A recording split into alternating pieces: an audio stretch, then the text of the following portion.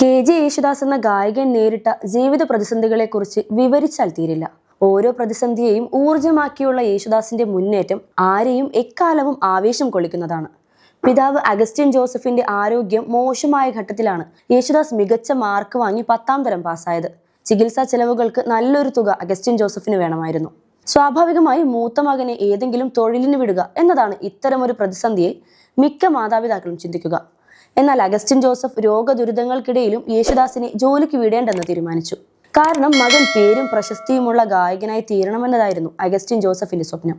അദ്ദേഹം യേശുദാസിനെ തൃപ്പൂണിത്തുറ രാധാലക്ഷ്മി വിലാസം കോളേജിൽ ഗാനഭൂഷണം പഠിപ്പിക്കാൻ തീരുമാനിച്ചു. തോപ്പുംപടിക്കാരനായ യേശുദാസിന് തൃപ്പൂണിത്തുറയിൽ പോയി വരാൻ അഗസ്റ്റിൻ ജോസഫ് സമ്മതിച്ചില്ല.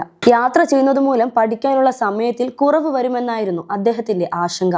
എന്നാൽ 40 രൂപയാണ് തൃപ്പൂണിത്തുറയിൽ താമസിച്ച് പഠിക്കണമെങ്കിൽ ഒരു മാസം വേണ്ടിവരിക. രണ്ടും കൽപ്പിച്ച് അഗസ്റ്റിൻ ജോസഫ് മകനെ തൃപ്പൂണിത്തുറയിലേക്ക് വിട്ടു. അത്യാവശ്യം പിടിച്ചു നിൽക്കാനുള്ള പണം അഗസ്റ്റിൻ ജോസഫ് സ്വരൂപിച്ചു നൽകി. 4 വർഷ കോഴ്സിൽ മിടുക്കരായ വിദ്യാർത്ഥികൾക്ക് ഡബിൾ പ്രൊമോഷൻ കൊടുക്കുന്ന ഏർപ്പാട് അന്നുണ്ടായിരുന്നു. മിടുക്കരുടെ ലിസ്റ്റിൽ യേശുദാസ് ആദ്യ സ്ഥാന പേരുകാരിൽ ഒരാളായി. കർണാടക സംഗീതം ബ്രാഹ്മണ സമുദായത്തിന്റെ മാത്രം കുത്തകയാണെന്ന വിശ്വാസം കൊടികുത്തിവാണ കാലം കൂടിയായിരുന്നു അത്. RLVയിലെ ഒരു ബ്രാഹ്മണ അധ്യാപകന് യേശുദാസിന് ലഭിച്ച ഡബിൾ പ്രൊമോഷൻ ഇഷ്ടമായില്ല. മാപ്പിളയ്ക്ക് എങ്ങനെ സംഗീതം വരുമെന്ന് അധ്യാപകൻ യേശുദാസിന്റെ മുഖത്ത് നോക്കി ചോദിച്ചു. പരസ്യമായുള്ള അധ്യാപകന്റെ അപമാനം യേശുദാസിന് ഏൽപ്പിച്ച ആഘാതം വിവരണാതീതമായിരുന്നു. എന്നാൽ യേശുദാസിന്റെ രക്ഷകയായി അധ്യാപികയായ പത്മം എത്തി. യേശുദാസിന്റെ RLV പഠനകാലത്ത് മറക്കാനാകാത്ത പേരാണ് അധ്യാപിക പത്മത്തിൻ്റെത്. യേശുദാസിന് താങ്ങും തണലുമായിരുന്നു ആ അധ്യാപിക. യേശുദാസിന് സംസ്കൃത ഭാഷ വഴങ്ങുമായിരുന്നില്ല. ഈ കുറവ് തിരിച്ചറിഞ്ഞ പത്മം അദ്ദേഹത്തെ വീട്ടിൽ താമസിപ്പിച്ച് സംസ്കൃതം പഠിപ്പിച്ചു. അങ്ങനെ അധ്യാപികയായ പത്മം ഭർത്താവ് ശ്രീ രാമൻ നായർ, മക്കളായ ഉണ്ണി, ഈശ്വർ എന്നിവർക്കൊപ്പം യേശുദാസും തൃപ്പൂണിത്തുറ പന്തിയിൽ വീട്ടിലെ ഒരംഗമായി വളർന്നു. ഏതാണ്ട് അതേ കാലത്ത് തന്നെയാണ് തൃപ്പൂണിത്തുറ പൂർണ്ണത്രയീശ ക്ഷേത്രത്തിൽ സംഗീതജ്ഞൻ മധുരമണി അയ്യരുടെ കച്ചേരി നടന്നത്. സഹപാഠികൾ ക്ഷേത്രമതിൽക്കെട്ടിനുള്ളിലെ കച്ചേരി ആസ്വദിച്ചു. എന്നാൽ മതത്തിന്റെ പേരിൽ യേശുദാസിന് ക്ഷേത്ര കോമ്പൗണ്ടിൽ കയറാനായില്ല. അദ്ദേഹം വ്രണപ്പെട്ട മനസ്സോടെ ക്ഷേത്രത്തിന് വെളിയിൽ നിന്ന് കച്ചേരി കേട്ട് മടങ്ങി. ആ ഇടയ്ക്ക് അഗസ്റ്റിൻ ജോസഫിന്റെ രോഗം മൂർച്ഛിച്ചു. വീട്ടിൽ നിന്ന് കിട്ടിയിരുന്ന പണം നിലച്ചു. ജീവിതവും പഠനവും പ്രതിസന്ധിയിലായ യേശുദാസ് ബിഷപ്പ് ഹൗസിൽ പോയി അല്പം പണം ആവശ്യപ്പെടാമെന്ന് കരുതി. ബിഷപ്പിനെ കണ്ട് കാര്യം ബോധിപ്പിച്ചു. എന്നാൽ ക്രിസ്ത്യാനി പാട്ട് പഠിച്ച് എന്ത് ചെയ്യാനാണ് എന്നായിരുന്നു ബിഷപ്പിന്റെയും ചോദ്യം. RLVയിലെ ബ്രാഹ്മണാധ്യാപകൻ ചോദിച്ച അതേ ചോദ്യം. യേശുദാസ് തളർന്നില്ല. ചില സ്വകാര്യ ചടങ്ങുകളിൽ കൂട്ടുകാർ മുഖേന പാടാൻ അവസരം കിട്ടി. അതോടെ സാമ്പത്തിക പ്രതിസന്ധിക്ക് താൽക്കാലിക അയവ് വന്നു. ഗാനഭൂഷണം 1ാം ക്ലാസ്സിൽ വിജയിച്ച യേശുദാസ് ബിരുദദാന വേളയിൽ കച്ചേരി പാടാൻ തീരുമാനിച്ചു. എല്ലാ അധ്യാപകരെയും കണ്ട് തൊഴുത യേശുദാസിനെ പഴയ ബ്രാഹ്മണ അധ്യാപകൻ വീണ്ടും അധിക്ഷേപിച്ചു. പൊട്ടിക്കരഞ്ഞ യേശുദാസിനെ പത്മം ടീച്ചറും പ്രിൻസിപ്പാളും ചേർന്ന് ആശ്വസിപ്പിച്ചു. ദുഃഖം കടിച്ചമർത്തി യേശുദാസ് കച്ചേരി ഗംഭീരമാക്കി. RLVയിൽ നിന്നും ഫസ്റ്റ് ക്ലാസ് നേടി വിജയിച്ച മകനെ അഗസ്റ്റിൻ ജോസഫ് ഉപരിപഠനത്തിനായി തിരുവനന്തപുരം സ്വാതി തിരുനാൾ സംഗീത കോളേജിൽ ചേർത്തു. 60 രൂപയായിരുന്നു ആകെ ഉണ്ടായിരുന്നത്. 1.5 മാസം കഴിഞ്ഞതോടെ 60 രൂപ തീർന്നു. ഷെമ്മാങ്കുടി ശ്രീനിവാസ അയ്യരായിരുന്നു പ്രിൻസിപ്പൽ. പഠനത്തിൽ മിടുക്കനായ യേശുദാസിനോട് ഷെമ്മാങ്കുടിക്ക് പുത്രതുല്യമായ വാത്സല്യമായിരുന്നു. ഹോസ്റ്റലിലെ മറ്റ് വിദ്യാർത്ഥികൾ മുഖേന യേശുദാസിന്റെ സാമ്പത്തിക പ്രതിസന്ധിയെക്കുറിച്ച് ഷെമ്മാങ്കുടി അറിഞ്ഞു. വീട്ടിലെ കാർ ഷെഡിൽ താമസിക്കാനുള്ള സൗകര്യം ഷെമ്മാങ്കുടി യേശുദാസിന് ഒരുക്കി കൊടുത്തു. സൗജന്യമായി താമസ സൗകര്യം തരപ്പെട്ട യേശുദാസ് കാർ ഷെഡിന്റെ ഭിത്തിയിൽ ആണിയടിച്ച് വസ്ത്രം തൂക്കി. ഒരു ജോഡി വെള്ള വസ്ത്രങ്ങളെ ഉണ്ടായിരുന്നുള്ളൂ. നിറം ഒന്നു തന്നെയായാൽ ആരും വസ്ത്രത്തിന്റെ കുറവ് തിരിച്ചറിയില്ല. പഠനകാലത്തെ ദാരിദ്ര്യം മറക്കാനായി തുടങ്ങിയ വെള്ളവസ്ത്രധാരണം യേശുദാസ് പിന്നീട് മാറ്റിയില്ല. വെള്ളവസ്ത്രങ്ങൾ അദ്ദേഹത്തിന്റെ പ്രതീകമായി മാറി. കാർ ഷെഡിലിരുന്ന് പഠിക്കാനായി ഒരു മണ്ണെണ്ണ വിളക്കും വാങ്ങി. എല്ലാ ദിവസവും ഷെമ്മാങ്കുടിയുടെ കാർ യേശുദാസ് കഴുകി കൊടുക്കുമായിരുന്നു. സംഗീത കോളേജിൽ നിന്നും 1ാം റാങ്കോടെയാണ് യേശുദാസ് പാസ്സായത്. ആ ഇടയ്ക്ക് തിരുവനന്തപുരം ആകാശവാണിയിൽ ലളിതഗാനത്തിനുള്ള ഓഡിഷൻ നടക്കുന്ന വിവരം യേശുദാസ് അറിഞ്ഞു. തിരഞ്ഞെടുക്കപ്പെട്ടാൽ 30 രൂപ പ്രതിഫലം ലഭിക്കും. യേശുദാസിന് 30 രൂപ വലിയ തുകയായിരുന്നു. ഓഡിഷനിൽ ആവേശത്തോടെ യേശുദാസ് പങ്കെടുത്തു. ഫലമറിയാൻ പ്രതീക്ഷയോടെ കാത്തിരുന്ന യേശുദാസിന് ഏതാനും ദിവസം കഴിഞ്ഞ് ആകാശവാണിയിൽ നിന്നും കത്ത് ലഭിച്ചു. സംഗീതത്തിന് പറ്റിയ ശബ്ദമല്ല താങ്കളുടേത് എന്നതായിരുന്നു കത്തിന്റെ ഉള്ളടക്കം. 1962 മുതൽ ആകാശവാണി ചെന്നൈ നിലയത്തിൽ ദക്ഷിണ മേഖലാ ശാസ്ത്രീയ സംഗീത മത്സരമുണ്ടായിരുന്നു. 3 വർഷം യേശുദാസ് മത്സരത്തിൽ പങ്കെടുത്തെങ്കിലും സമ്മാനത്തിന് അർഹതയില്ലെന്നായിരുന്നു ആകാശവാണിയുടെ വിധിയെഴുത്ത്.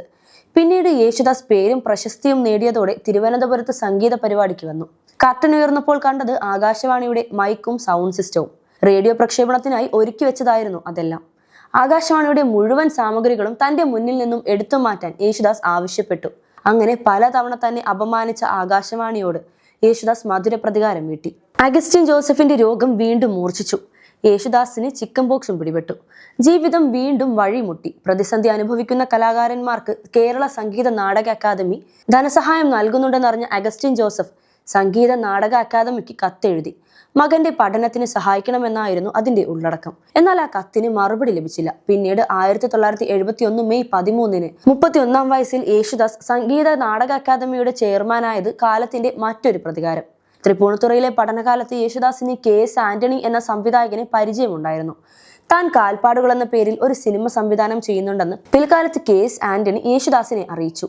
MB ശ്രീനിവാസനാണ് സംഗീത സംവിധായകനെന്നും അദ്ദേഹം പറഞ്ഞു. 2 ആഴ്ചക്കകം MB ശ്രീനിവാസന്റെ ടെലിഗ്രാം വന്നു. PG ഗസ്റ്റ് ഹൗസിൽ വരാനായിരുന്നു നിർദ്ദേശം. അഗസ്റ്റിൻ ജോസഫും യേശുദാസിനൊപ്പം പോയി. ഒരു പാട്ട് പാടാൻ MB ശ്രീനിവാസൻ ആവശ്യപ്പെട്ടു. അഗസ്റ്റിൻ ജോസഫ് അഭിനയിച്ച നാടകത്തിലെ കൂരിരുൾ തിങ്ങിയ ജീവിതത്തിൽ എന്ന് തുടങ്ങുന്ന ചെറായിജി എഴുതി ജോബാൻ ജോർജ് സംഗീതം നൽകിയ ഗാനം യേശുദാസ് പാടി. ഇനി ശാസ്ത്രീയ സംഗീതം പാടണമെന്നായി MB ശ്രീനിവാസൻ. ത്യാഗരാജസ്വാമികൾ രചിച്ച ബഹുദാരി രാഗത്തിലെ ബ്രോവഭ രാമ രഘുരാമ എന്ന കീർത്തനമാണ് യേശുദാസ് പാടിയത്.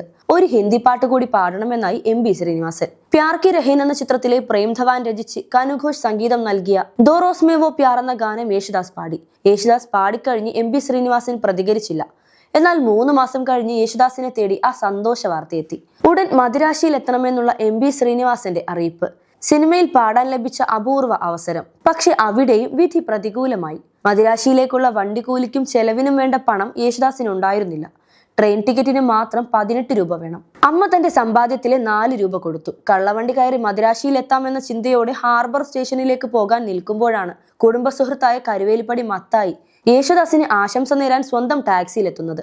യേശുദാസിനെ റെയിൽവേ സ്റ്റേഷനിൽ ടാക്സിയിൽ കൊണ്ടുപോകുന്ന വേളയിൽ പതിവിലധികം മൗനിയായിരുന്ന യേശുദാസിനോട് മത്തായി വിവരം ചോദിച്ചു.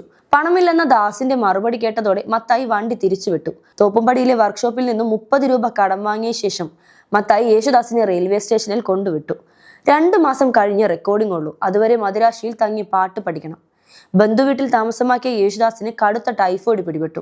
റെക്കോർഡിംഗ് വേളയിൽ യേശുദാസിന്റെ ആരോഗ്യസ്ഥിതി കണ്ട് അണിയറ പ്രവർത്തകർ നിരാശരായി. എന്നാൽ നിർമ്മാതാവായ രാമൻ നമ്പിയത്ത് യേശുദാസിന് തുണയായെത്തി. യേശുദാസിനുള്ള സോളോ ഗാനം ഒഴിവാക്കി KP ഉദയഭാനു പാടേണ്ടിയിരുന്ന ശ്രീനാരായണ ഗുരുവിന്റെ ജാതിഭേദം മതദ്വേഷം എന്ന് തുടങ്ങുന്ന 4 വരി പാടിക്കാൻ രാമൻ നമ്പിയത്ത് തീരുമാനിച്ചു. 1961 നവംബർ 14 ഭരണി സ്റ്റുഡിയോയിൽ ഉച്ചയ്ക്ക് 3 മണിക്ക് യേശുദാസ് MB ശ്രീനിവാസന്റെ സംഗീതത്തിൽ സിനിമയ്ക്ക് വേണ്ടി ആദ്യമായി പാടി. അതും ശ്രീനാരായണ ഗുരുവിന്റെ കാലാതീതമായ വരികൾ. ശാന്തിനിവാസ് എന്ന 2ാമത്തെ സിനിമയിൽ പാടാൻ അഭയദേവിന്റെ ശുപാർശ പ്രകാരമാണ് യേശുദാസ് മദിരാശിയിലെ അരുണാചലം സ്റ്റുഡിയോയിലെത്തുന്നത്. മറ്റൊരു ഗായകന് വേണ്ടി മാറ്റിവെച്ച ഗാനം യേശുദാസ് പാടുന്നത് സംഗീത സംവിധായകൻ ഇബ്രാഹിമിനും സൗണ്ട് എഞ്ചിനീയർ ജീവയ്ക്കും ഇഷ്ടമായില്ല. തെറ്റായ നിർദ്ദേശങ്ങൾ നൽകി യേശുദാസിനെ ഇരുവരും പരമാവധി ഒഴിവാക്കാൻ നോക്കി. ഈ സമയത്ത് അഭയദേവ് സ്റ്റുഡിയോയിൽ വരികയും ഇരുവരെയും നിയന്ത്രിക്കുകയും ചെയ്തതോടെയാണ് യേശുദാസിന് പാടാനായത്. പിൽക്കാലത്ത് അരുണാചലം സ്റ്റുഡിയോ യേശുദാസ് വിലയ്ക്ക് വാങ്ങി. പണ്ട് തന്നെ തഴയാൻ ശ്രമിച്ച സൗണ്ട് എഞ്ചിനീയർ ജീവയെ കീഴ്ജീവനക്കാരനാക്കി. അഗസ്റ്റിൻ ജോസഫിന്റെ ആരോഗ്യസ്ഥിതി വഷളായതോടെ യേശുദാസ് അദ്ദേഹത്തെ മദിരാശിയിലേക്ക് ചികിത്സയ്ക്ക് കൊണ്ടുപോയി. പൂനമല്ലി ആശുപത്രിയിലായിരുന്നു ചികിത്സ. പാർക്കിൻസൺ രോഗമാണ്. അടിയന്തര ശസ്ത്രക്രിയ വേണം. ഓപ്പറേഷൻ നടത്തിയാലും ഇല്ലെങ്കിലും രക്ഷപ്പെടാനുള്ള സാധ്യത വിരളം. രണ്ടും കൽപ്പിച്ച് അഗസ്റ്റിൻ ജോസഫിന് ഓപ്പറേഷൻ നടത്തി. ഏതാനും ദിവസത്തിനുള്ളിൽ അദ്ദേഹം അന്തരിച്ചു. മൃതദേഹം വിട്ടു നൽകണമെങ്കിൽ 800 രൂപ വേണം. ആശുപത്രി ഉടമ കട്ടായം പറഞ്ഞു. 1 രൂപ പോലും കയ്യിലില്ലാതെ വിങ്ങിപ്പൊട്ടിയ യേശുദാസിന് P ഭാസ്കരനാണ് 800 രൂപ നൽകി സഹായിച്ചത്. യേശുദാസ് സിനിമയിൽ ഉദിച്ചുയർന്ന കാലത്ത് വിമാനത്തിന്റെ ബിസിനസ് ക്ലാസ്സിൽ യാത്ര ചെയ്തപ്പോൾ ഇക്കണോമിക് ക്ലാസ്സിലിരുന്ന ഒരാളിൽ കണ്ണുടക്കി. കണ്ടു മറന്ന മുഖമാണ്. യേശുദാസിനെ കണ്ട് അയാൾ ഭക്തി പുരസരം അടുത്തെത്തി. പൂനമല്ലി ആശുപത്രി ഉടമയാണ്. അപ്പന്റെ മൃതദേഹം വിട്ടുകിട്ടാനായി പണ്ട് ചോദിച്ച 800 രൂപയുടെ കാര്യം യേശുദാസ് വെറുതെ ഓർമ്മിപ്പിച്ചു. അപമാനഭാരത്താൽ അയാളുടെ തല താഴ്ന്നു. ഗുരുവായൂർ സംഗീതോത്സവത്തിന്റെ ശതാബ്ദി ആഘോഷത്തിൽ ചെമ്പൈ വൈദ്യനാഥ ഭാഗവതർ തന്റെ പ്രിയ ശിഷ്യനായ യേശുദാസിനെ ഒപ്പം കൂട്ടാൻ തീരുമാനിച്ചു. അഹിന്ദുക്കൾക്ക് പ്രവേശനം നിഷേധിച്ച ഗുരുവായൂരിൽ ഭാഗവതർക്കൊപ്പം വന്നാൽ ഗുരുവായൂരപ്പനെ കണ്ട് തൊഴാമെന്ന് യേശുദാസ് കരുതി. എന്നാൽ ഇരുവരെയും ഞെട്ടിപ്പിച്ചുകൊണ്ട് ക്ഷേത്രാധികൃതർ യേശുദാസിന്റെ പ്രവേശനം തടഞ്ഞു. ചെമ്പൈ ആവർത്തിച്ച് ആവശ്യപ്പെട്ടിട്ടും അധികൃതർ വഴങ്ങിയില്ല. ഒടുവിൽ ചെമ്പൈ ക്ഷേത്രമതിൽക്കെട്ടിന് പുറത്ത് മേശകൾ നിരത്തിയിട്ട് യേശുദാസിനൊപ്പം പാടി. കരുണ ചെയ്യുവാൻ എന്തു എന്ന ഇരയിമ്മൻ തമ്പിയുടെ കീർത്തനത്തോടെ ആരംഭിച്ച കച്ചേരി കേൾക്കാൻ ആയിരങ്ങൾ തടിച്ചുകൂടി. മാവേലിക്കര കൃഷ്ണൻകുട്ടി നായരായിരുന്നു മൃദംഗം. കച്ചേരി കഴിഞ്ഞതോടെ ഗുരുവായൂരപ്പൻ ട്രസ്റ്റ് മേധാവി ആഞ്ഞം മാധവൻ നമ്പൂതിരിപ്പാട് 3 പേരെയും പൊന്നാടയിട്ട് ആദരിച്ചു. ഗുരുവായൂരിൽ നിഷേധിച്ച ക്ഷേത്രപ്രവേശനം പക്ഷേ യേശുദാസിന് ശബരിമലയിൽ ഉണ്ടായില്ല. 41 ദിവസത്തെ വ്രതമെടുത്ത് 18 അംഗസംഘത്തോടൊപ്പം 1972 യേശുദാസ് ആദ്യമായി മല ചവിട്ടിയത്. 1984 അമ്മ മരിച്ച വർഷം അയ്യപ്പ ദർശനം മുടങ്ങി. 2017 ഭാര്യ പ്രഭയുമൊത്ത് യേശുദാസ് മല കയറി. ഇന്നും കോടിക്കണക്കിന് ഭക്തർ കേൾക്കുന്ന ഹരിവരാസനം എന്ന അയ്യപ്പന്റെ ഉറക്കുപാട്ട് പാടാനുള്ള സൗഭാഗ്യവും യേശുദാസിന് കൈവന്നു. ജീവിതത്തിലെ മാത്രമല്ല സംഗീതത്തിലെ പ്രതിസന്ധികളെയും യേശുദാസ് ഇച്ഛാശക്തി കൊണ്ട് മാറിക്കടന്നിട്ടുണ്ട്. രവീന്ദ്ര ജെയിൻ സംഗീതം നൽകി 13 മിനിറ്റ് ദൈർഘ്യം വരുന്ന താൻസൻ എന്ന ഹിന്ദി ചിത്രത്തിലെ ഷഡ്ജനി പായ ഏ വരിദാൻ എന്ന പാട്ട് പാടാൻ മുഹമ്മദ് റാഫി തയ്യാറായില്ല. അസാവരി, ബഹാർ, കാഫി, ഭൈരവ്, ബിലാവൽ, ഖമാജ്, ദർബാരി എന്നീ ഹിന്ദുസ്ഥാനി രാഗങ്ങൾ സമ്മേളിക്കുന്ന സങ്കീർണമായ ഗാനമായിരുന്നു അത്. റാഫി പിന്മാറിയതോടെ രവീന്ദ്ര ജെയിൻ പാട്ട് യേശുദാസിനെ ഏൽപ്പിച്ചു. യേശുദാസ് ഒരാഴ്ച കൊണ്ട് പാട്ട് പഠിച്ചു. 2 മണിക്കൂർ നീണ്ട റെക്കോർഡിംഗ്. 59ാമത്തെ ടേക്കിലാണ് പാട്ട് ഓക്കെ ആയത്. തനിക്ക് നേരിടേണ്ടി വന്ന അപമാനങ്ങളെ യേശുദാസ് ഒരിക്കൽ അനുസ്മരിച്ചത് ഇങ്ങനെയാണ്: നിങ്ങൾ യഥാർത്ഥത്തിൽ കഷ്ടപ്പെടുമ്പോൾ സഹായിക്കാൻ ആരുമുണ്ടാകില്ല. നിങ്ങൾ പ്രശസ്തിയിലും അഭിവൃദ്ധിയിലുമാണെങ്കിൽ ചോദിക്കാതെ അനാവശ്യമായി നിങ്ങളെ സഹായിക്കാൻ ആളുകൾ മുന്നോട്ട് വരും. ആരെയും ഒന്നിനെയും ശാശ്വതമായി വിശ്വസിക്കരുത്.